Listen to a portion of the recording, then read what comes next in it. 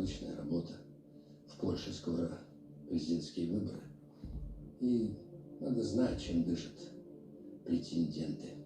Кроме этого, надо понимать, как строить с ними работу в дальнейшем. Ну и еще в этом были интересы одного нашего ведомства. Вы свободны, Сергей Игоревич?